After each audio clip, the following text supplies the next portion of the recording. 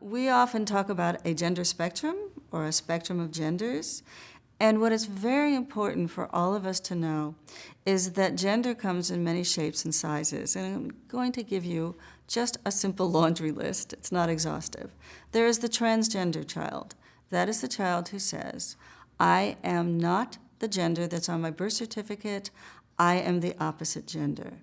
There is the gender fluid child, and that is the child who plays along the dimensions of gender from male to female as we as a culture define that, and is perfectly happy with the gender on the birth certificate, but not with expressing it in binary boxes.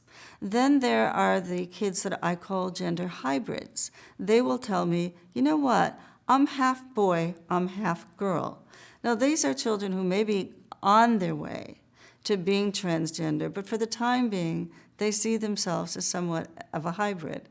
Then there are older youth who call themselves genderqueer, and they say to us, why are you hung up with any of these categories? Why have to define gender at all? I'm just all genders. Another way of thinking about that is I'm a gender smoothie. Take everything about gender, put it in the blender, press it, mix it up, that's me. There are also what I call proto-gay children.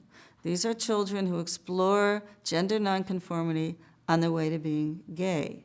There are also proto-transgender children, and those are actually proto-transgender youth usually, and they explore being gay first and say, you know what, that's not me, I'm actually transgender. And the last category is what I call gender Oreos.